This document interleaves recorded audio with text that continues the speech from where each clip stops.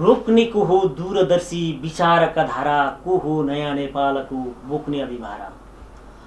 हार्दिक स्वागत गर्न चाहन्छु कार्यक्रम साहित्य र कलामा। तनहुँ टेलिभिजनको साप्ताहिक प्रस्तुति कार्यक्रम साहित्य र कलाको आजको श्रृङ्खलामा म कार्यक्रम प्रस्तोता आकाश अधिकारी यहाँहरू समक्ष उपस्थित भइसकेको छु। सधैँको कार्यक्रममा चाहिँ आजको कार्यक्रममा पनि स्रष्टासँग साहित्यिक व्यक्तित्वसँग को भलाकुसारीमा आजको कार्यक्रम मैले व्यतीत गर्नेछु। त्यसभन्दा पहिला म आजको अतिथिलाई म हार्दिक स्वागत गर्न चाहन्छु। उहाँ हुनुहुन्छ नेपाली र तनहुँको साहित्यिक क्षेत्रमा विगत लामो समयदेखि झन्डै 2.5 दशक पूर्वदेखि तनहुँको साहित्यमा र यस क्षेत्रको साहित्यमा अनवरत रूपबाट काव्य क्षेत्रमा सृजनशील व्यक्तित्व हुनुहुन्छ कल्पना पौडेल। हार्दिक स्वागत छ यहाँलाई। धन्यवाद आकाश। यहाँको परिचय कल्पना पौडेलजी हुनुहुन्छ होइन, मैले भनिसकेँ। लामो समयदेखि नेपाली साहित्यिक क्षेत्रमा कलम चलाउँदै आउनुभएको छ। तपाईँको यतिखेरको दैनिकी कसरी अगाडि बढिरहेको छ? सर्वप्रथम त तनहुँ टेलिभिजन हेरेर बसिरहनुहुने र साहित्यलाई मन पराउनु हुने साहित्य अनुरागी सम्पूर्ण दर्शकहरूमा हार्दिक नमन व्यक्त गर्न चाहन्छु। म कल्पना पौडेल। यहाँले भन्नुभए जस्तै यति बेला म फेरि पेसाले शिक्षक पनि र यति बेला कोरोना कहरले देशव्याप्त छ, अन्तर्राष्ट्र नै व्याप्त छ। यस बखत चाहिँ म विभिन्न साहित्यसँग सम्बन्धित पुस्तकहरू, लेखहरू, जीवनीहरू, पुस्तकहरूको अध्ययनमा नै समय व्यतीत गरेछु। अरू त अब अरू घरयासी दैनिकी अन्य दैनिकी चलिरहेको छ। कल्पना पौडेल लमजुङमा जन्म लिनुभयो यहाँले होइन, मैले अवगत भएसम्म। लमजुङ जन्मघर? हजुर, मेरो जन्मघर कर्मघर दुवै लमजुङ। यहाँले आफ्नो परिचय आफ्नै मुखारविन्दुबाट दिइसक्नु भएको छ। कल्पना पौडेल अध्यापन क्षेत्रमा हुनुहुन्छ, एकजना शिक्षिका पनि हुनुहुन्छ, गुरुआमा पनि हुनुहुन्छ। उहाँ विद्यार्थीहरूसँगको जुन यहाँको दिनचर्या अथवा दैनिकी जसरी गुज्रिरहेका छन् विगत लामो समयदेखि नेपाली साहित्यिक क्षेत्रमा पनि अभिरुचि राख्नुहुन्छ। त्यसका अलावा यहाँ नेपाली साहित्यिक क्षेत्रमा, प्रगतिवादी साहित्यिक क्षेत्रमा पनि अहम भूमिका खेल्नुहुन्छ। प्रगतिशील लेखक सङ्घको केन्द्रीय पार्षदको रूपबाट पनि हुनुहुन्छ। पूर्व जिल्लाको उपाध्यक्ष पनि हुनुहुन्छ यहाँ वर्तमान अवस्थामा होइन।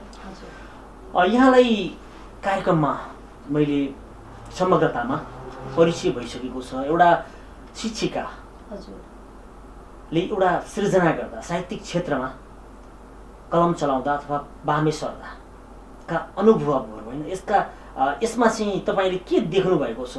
विद्यार्थीलाई अध्यापन गराउन सजिलो छ कि साहित्यिक क्षेत्रमा सृजना गर्न सजिलो छ, अथवा यसको विषयमा?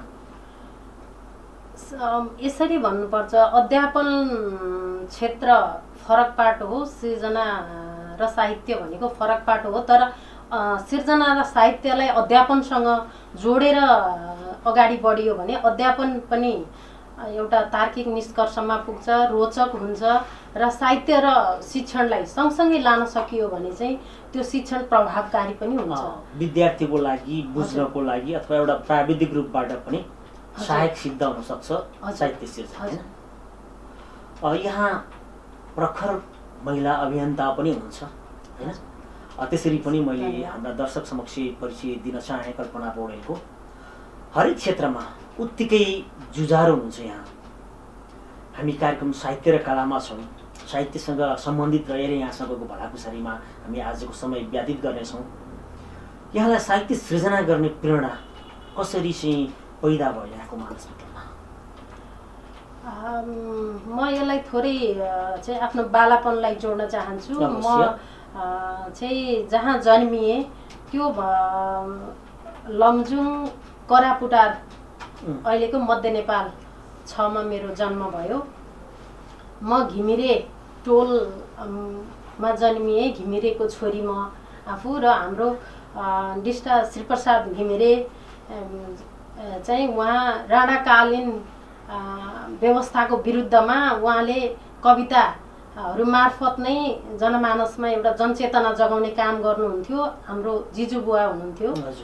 उहाँकै प्रेरणाबाट मैले उहाँका पुस्तकहरू, उहाँको चाहिँ रचनाहरू वाचन गरेर नै ममा पनि थोरै थोरै साहित्य सिर्जना गर्ने त्यो खालको एउटा हौसला जागे। यसको मतलब यहाँलाई साहित्यिक क्षेत्रमा प्रवेश गर्नको लागि पारिवारिक पृष्ठभूमि नै प्रमुख रहेको छ हैन?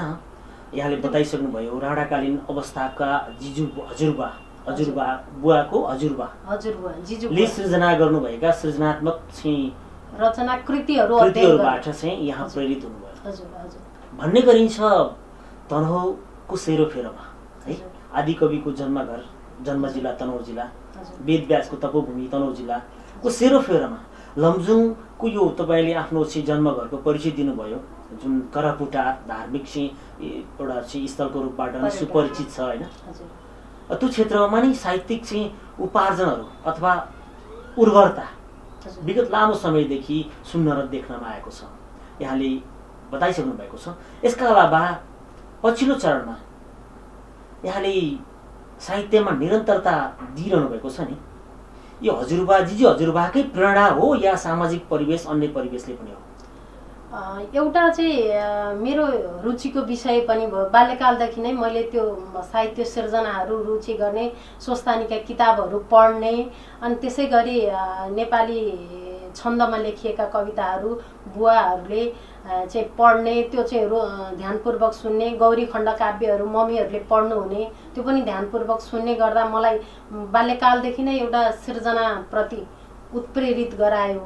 सँगसँगै म तनहुँ चाहिँ मैले आफ्नो कार्यथलो तनहुँ बनाएर आइसकेपछि पनि यहाँ अघि हजुरले उल्लेख गर्नुभए जस्तै आदिकविको जन्मथलो व्यासको तपोभूमि र यहाँ थुप्रै अग्रज साहित्यकारहरूको बेला बखतमा हुने जमघटहरूले पनि मलाई त्यो सेलाएर बसेको मेरो आफ्नो रुचिलाई जगाउने काम चाहिँ यो तनहुँ जिल्लाले पनि प्रदान गरेको छ। यहाँलाई धन्यवाद दिन चाहन्छौँ। तनहुँ जिल्लाले पछिल्लो चरणमा यहाँको चाहिँ सुसुप्त अवस्थामा रहेको सृजनशील क्षमतालाई चाहिँ जगाउने जुन भूमिका खेलेको छ हैन? हामी यो माटोप्रति गर्व गर्छौँ र आभारी पनि छौँ। तनहुँ जिल्लाको चाहिँ साहित्यिक उर्वर भूमिप्रति अकल्पना चाहिँ अलिक फरक पाटोमा हामी कुरा गरौँ हैन? ठीक छ। यहाँ विभिन्न साहित्यिक सङ्घ संस्थामा पनि हुनुहुन्छ। विशेष गरेर यहाँको सृजनात्मक धार अथवा दृष्टिकोण छ नि, अलिकति क्रान्तिकारी, अलिकति प्रगतिशील टाइपका, प्रगतिवादी चिन्तनका चाहिँ देख्ने गरिन्छ, पढ्न पाइन्छ हैन? यसमा तपाईँलाई के साँच्चै नै समाजमा यो खालको अवस्था रहेको कारणले यहाँका सृजनाहरू पनि त्यही धारमा बगेका हुन्? पक्कै पनि आकाशजी, मलाई के लाग्छ भने मेरो आफ्नो दृष्टिकोण र प्रगतिवादी साहित्यमा त्यो कुरा पढ्न पनि पाइन्छ। साहित्य भनेको समाजको ऐना मात्रै नभई साहित्यले समाजलाई मार्गदर्शन गर्नुपर्छ भन्ने चाहिँ मेरो मान्यता रहेको छ र म त्यही मूलभूत सिद्धान्तमा रहेर नै मेरा रचनाहरू चाहिँ सकेसम्म मैले समाजलाई एउटा चाहिँ पाठ सिकाउने, रूपान्तरण गर्ने खालका सिर्जनाहरू पस्कन सके हुन्थ्यो भन्ने अभिप्रायले नै मैले कोर्ने गर्छु। हामी यहाँप्रति साँच्चै खुसी छौँ। समाजमा साहित्यलाई समाजको ऐनाको रूपबाट जसरी चित्रण गर्ने गरिन्थ्यो, साँच्चै साहित्य समाजको दर्पण मात्र नभइकन मार्गदर्शक पनि हो। यो सिद्धान्तमा अडिग रहेर म सृजनशील क्षेत्रमा लागि परिरहेको छु भनेर कल्पनाजीले भनिसक्नु भएको छ। यहाँकै मुखारबिन्दुबाट यहाँले सृजना गर्नुभएका केही रचनाहरू हाम्रा दर्शक समक्ष हामी राख्न चाहन्छौँ। हामी कार्यक्रम साहित्य र कलामा छौँ। तनहुँ टेलिभिजन हेरेर बस्नुहुने दर्शकहरू, आज कल्पना पौडेल साहित्यिक व्यक्तित्व पनि हुनुहुन्छ, महिला अभियन्ता पनि हुनुहुन्छ, उहाँकै मुखारबिन्दुबाट केही सृजनाहरू। ठिकै छ। म एउटा चाहिँ सिर्जना यहाँहरू समक्ष पस्कन चाहन्छु। शीर्षक छ अनिपो घन्केला नारा जिन्दाबादको। आज म हर्षले विभोर छु, स्वागत गर्न आतुर छु यस्ता मान्छेहरूलाई जसले सिङ्गो जीवन देश र जनताको मुक्तिका खातिर सुम्पियो, टाँस्न तयार भयो आफ्नै टाउकामा आफ्नो मूल्य सूची। रत्तिभर डगमगाएनन् पाइलाहरू, रत्तिभर तिलमिलाएनन् विचारका बहावहरू। बलिदानीको ओजपूर्ण विगत, सुनौलो अभिभारा बोक्ने विचारका भीष्महरूको लाममा आज म पनि लामबद्ध छु। हामी चाहन्छौँ, देश चाहन्छ राष्ट्रिय एकता अमर होस्। हजारौं शहीदले सिन्चेको माटो चाहन्छ यो आत्मीयता युग युग अजर होस्। नपरुन् वर्ग बैरीका गिद्धे दृष्टिहरू, नझरुन् एक झोक्का बतासले सम्भावना बोकेका सुकोमल फुलहरू।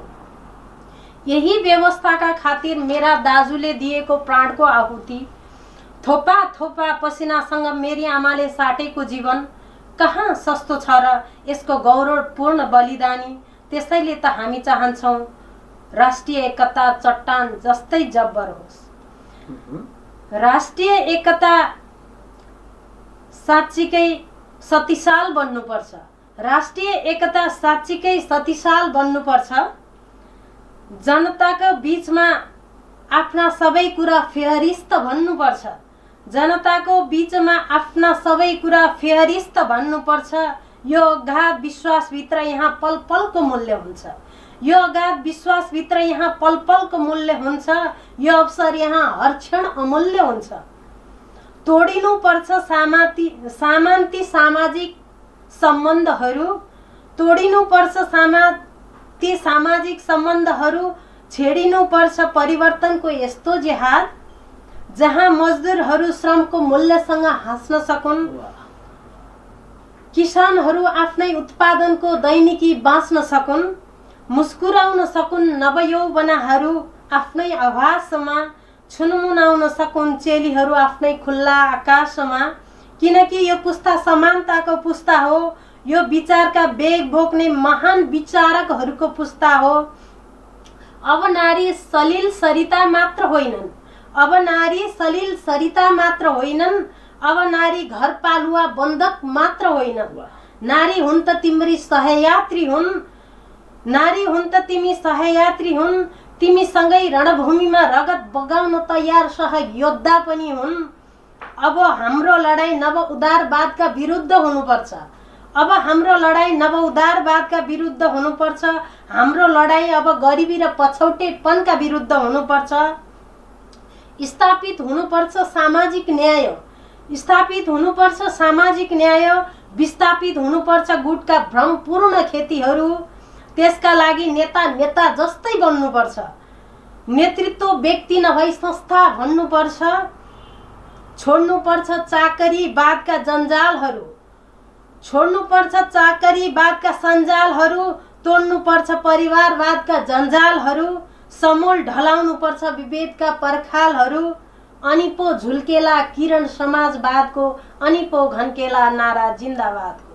धन्यवाद। नारा जिन्दाबादको, राष्ट्रिय एकता राष्ट्रियताप्रतिको अगाध स्नेह एउटा छुट्टै पृथक ढङ्गबाट मान्छेका मनमनमा, जनजनका मनमनमा बस्ने खालको राष्ट्रियताको आभास तपाईँको कविताबाट हामीले आभास गर्न पायौँ। पक्कै पनि तनहुँ टेलिभिजन कार्यक्रम साहित्य र कला हेरेर बस्नुहुने दर्शकले महिला विभेदका कुरा, लैङ्गिक विभेदका कुरा र जातीय विभेदका कुरा र यावत विषयहरूमा यसले जसरी सम्बोधन गरेको छ यो कविता, पक्कै पनि साहित्य समाजको दर्पण मात्र नभइकन मार्गदर्शक पनि हो भन्ने कुरा यही कविताबाट पनि स्पष्ट पारेको छ। यहाँलाई कविता सृजना गर्दा कस्तो खालको अथवा कुन खालको समय अवधिमा यहाँले सृजनात्मक क्षेत्रमा कलम चलाउनुहुन्छ, अथवा विशेष क्षण चाहिन्छ कि अथवा परिस्थिति सृजनाको लागि? पक्कै पनि यहाँले भन्नुभए जस्तै सृजना कोलाहलमा अनि र हुलमा चाहिँ सृजना गर्न सकिँदैन। सृजनाका लागि चाहिँ एउटा घटनाक्रम, परिवेश र एउटा शान्त वातावरण भयो भने अनि सृजना गर्न अलि सहज हुन्छ। यहाँका सृजनात्मक कृतिहरू त प्रकाशमा आइसकेका छैनन्, प्रकाश उन्मुख छन्। यहाँले चाहिँ अनौपचारिक भेटमा बताइसक्नु भएको छ। त्यसका अलावा यहाँ एउटा प्रगतिवादी लेखिका पनि हुनुहुन्छ, प्रगतिशील लेखक सङ्घको केन्द्रीय पार्षद, तनहुँ जिल्लाको उपाध्यक्ष पनि हुनुहुन्छ। प्रगतिशील लेखक सङ्घका जिल्लाका गतिविधिहरू के रहेका छन् यतिखेर? प्रगतिशील लेखक सङ्घ तनहुँले विगतका वर्षहरूमा यहाँलाई जानकारी नै छ। हामीले आमन्त्रण पनि गरेका छौँ कतिपय स्थानहरूमा यहाँहरूलाई पनि। हामीले चाहिँ विशेष गरी समाजमा रहेको विभेद, उत्पीडन र अन्यायका विरुद्धमा चाहिँ विज्ञप्तिहरू निकाल्ने लगायत सामाजिक रूपबाट सृजनात्मक कार्यहरू गरिरहेका छौँ। त्यसै गरी विभिन्न स्रष्टाहरूका पुस्तकहरू विमोचन गर्ने र त्यसै गरी साहित्य अनुरागीहरूसँगको बेला बेलाको जमघटलाई यी कुराहरू त रहे होइन। यो समाज रूपान्तरणका लागि प्रगतिवादी लेखकहरूले जुन खालको अभियान चलाएका थिए विगत 7 दशक पहिलादेखि होइन, पछिल्लो चरणमा आएर यी कुराहरू अलिकति चाहिँ रोकिएका हुन् कि अथवा यसमा अलिकति धिमापन आएको हो कि भन्ने चाहिँ आभास केही प्रगतिवादी लेखक अथवा त्यसका पाठकहरूले अथवा त्यसका शुभेच्छकहरूले बोलिरहेको अवस्था छ, भनिरहेको अवस्था छ। यसमा साँच्चै प्रगतिशील लेखकसँग चाहिँ अलिकति धुरमुराएको हो अथवा यसले आफ्नो गतिलाई अलिकति धिमा गरेको हो? त्यसलाई धिमा भन्न त मिल्दैन। साहित्य सिर्जनाहरूबाट नै तपाईँको दिनभर लगाएर गरेको भाषणभन्दा एउटा कविताबाट मानिसका मर्ममा बसेर चेतना जगाउन सकिन्छ। यो काम प्रगतिवादी साहित्यले गर्दै पनि आएको छ। यहाँले भने जस्तै पछिल्लो समयमा चाहिँ राज्यले साहित्यिक जुन रूपबाट, जस्तो कि मैले यहाँलाई इङ्गित गर्न खोजेको विषय, जस्तो कि जनकवि गोकुल जोशी तनहुँ जिल्लामा जन्मेर नेपाल अधिराज्य अथवा अन्तर्राष्ट्रिय जगतमा पनि आफ्नो साहित्यिक सृजनालाई एउटा चाहिँ मूलधारको साहित्यलाई चाहिँ उहाँले अलिकति मूलधारको साहित्यभन्दा अगाडि बढेर सामाजिक रूपान्तरण र चाहिँ यो वर्गभेद, लिङ्गभेद र अन्य विभेदका विरुद्धमा चाहिँ उहाँले सृजनात्मक गतिविधिहरू सञ्चालन गर्नुभयो, नेपालमा पनि नेपाल बाहिर पनि। उहाँको जन्म जिल्ला यो तनहुँ जिल्ला। तनहुँकै प्रगतिवादी साहित्यकारहरू पछिल्लो चरणमा जसरी चाहिँ एकदलीय पञ्चायती व्यवस्थाका अवस्थामा जति सक्रिय थिए, त्यसपछिको अवस्थामा तनहुँका प्राज्ञिक र विद्वत चाहिँ यो वर्ग छ नि अलिकति पछाडि चाहिँ हट्नु भएको कि अथवा यसको भूमिका नदेखिएको, यो विषयमा मात्रै मैले यहाँसँग जिज्ञासा राख्नु। यहाँहरूले भने जस्तै हिजो राणाकालीन अवस्थादेखि पञ्चायत हुँदै लोकतन्त्र प्राप्तिको अवस्थासम्म साहित्यिक क्षेत्रमा रहेर गोकुल जोशी, त्यसै गरी हाम्रो एकदेव आले लगायतका विभिन्न क्रान्तिकारी योद्धाहरू प्रगतिवादी साहित्य क्षेत्रबाट उहाँहरूले चाहिँ व्यवस्थाका विरुद्ध धावा बोल्ने र आफ्ना सिर्जनाहरू मार्फत नै एउटा आन्दोलनको जिहाद छेड्नु भएको हो। पछिल्लो समयमा लोकतन्त्र प्राप्तिपछि दलहरूले चाहिँ साहित्य क्षेत्र बौद्धिक प्राज्ञिक व्यक्तित्वहरूलाई चाहिँ स्वार्थमा लागेर अलिकति अपहेलना गरेको र त्यति महत्त्व नदिएका कारणले पनि चाहिँ यो आन्दोलन चाहिँ अलि सुस्ताएको, धीमा गतिमा गएको। अवश्य पनि अब कार्यक्रम साहित्य र कलामै छौँ, कल्पना पौडेलसँगको भलाकुसारीमा जुटिरहेका छौँ। उहाँकै मुखार बिन्दुबाट केही सिर्जनाहरू अझै उपलब्ध भएसम्म यहाँको एउटा कार्यक्रममा मैले मुखाकार एउटा कविता सुन्ने अवसर पाएको थिएँ, त्यसबाट म प्रभावित पनि भएको थिएँ कल्पनाजी होइन। आज हाम्रा दर्शक समक्ष यहाँलाई स्मरण भए सोही कविता जो यहाँले वर्षौँ पहिला कुनै कार्यक्रममा राख्नुभएको थियो, मैले हाम्रा दर्शक समक्ष सोही कविता राखिदिनको लागि अनुरोध गर्न चाहेँ। यो हजुरले भनेको कविता चाहिँ पक्कै पनि त्यो विदेशी पतिलाई पत्नीको पत्र भन्ने कविता हो। यो मैले चाहिँ 2062 सालको जनआन्दोलन पछि गण्डकी वाङ्मय प्रतिष्ठानको कार्यक्रममा चाहिँ वाचन गरेको थिएँ, जो प्रथम पनि भएको थियो। यो कविता चाहिँ विदेशी पतिलाई पत्नीको पत्र। अवश्य ठिकै छ।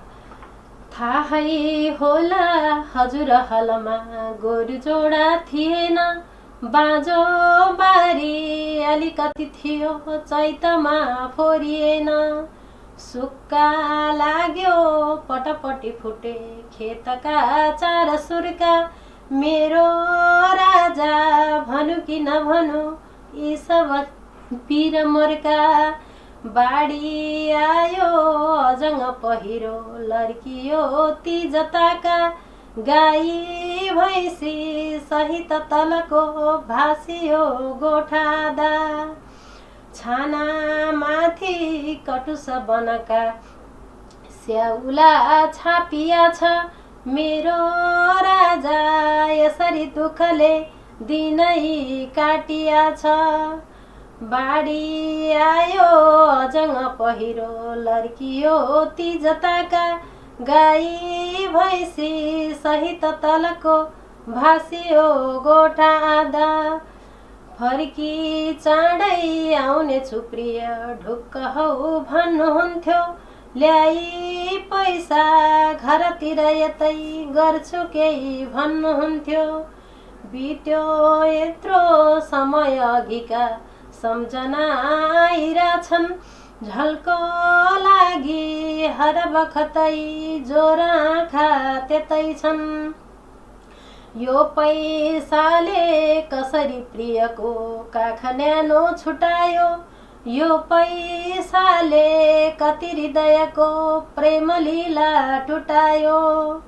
देख्दा पैसे प्रकरणहरू लाग्छ यही भन्दिउँ छै, पैसा जस्तो अदम रचना छैन संसारमा केही।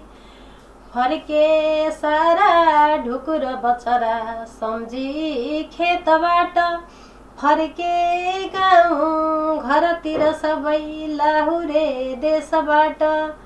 भन्छे सानी फरफर नयाँ फेर्न पाइन्छ जामा, हाम्रा बाबा भन्न कहिले आउनु हुन्छ आमा, हाम्रा बाबा भन्न कहिले आउनु हुन्छ आमा। वाह कविता, क्या कविता, स्तब्ध पुर्यायो तुल्यायो तपाईँको कविताका शब्दहरूले। मेरो वाचन शैली अझ उत्कृष्ट।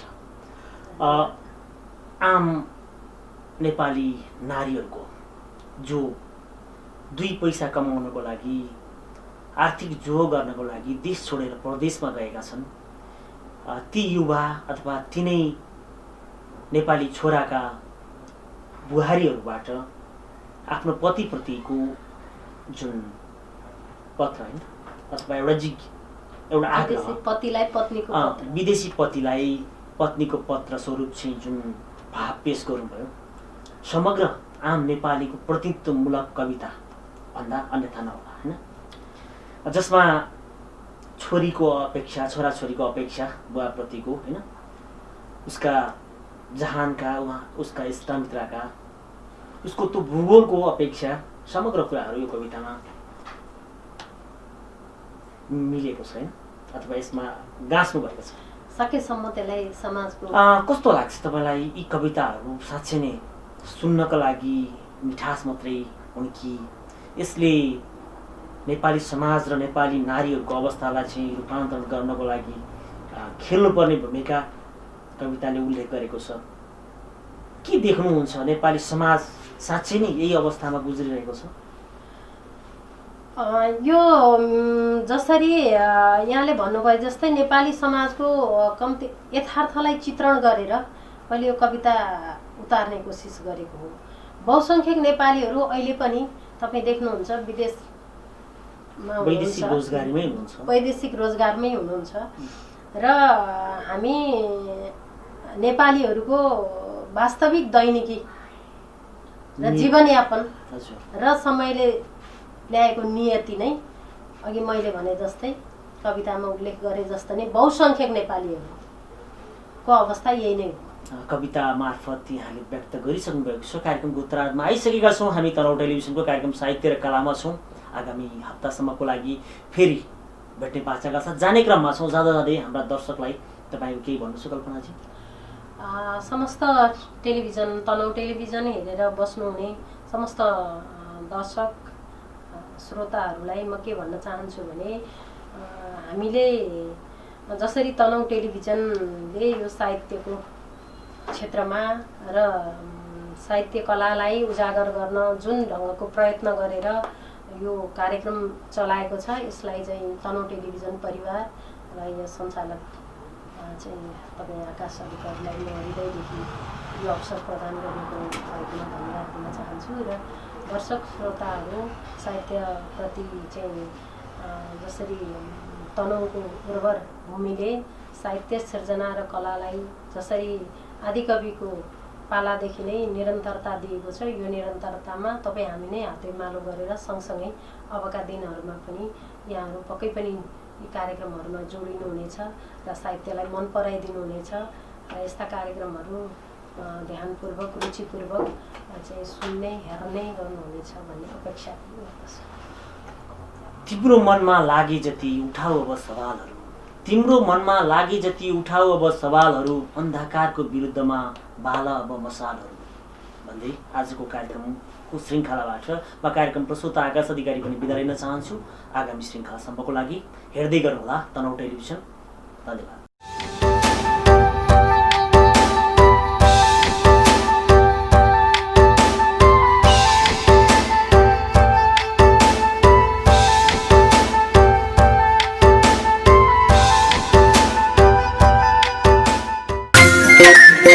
Thank you.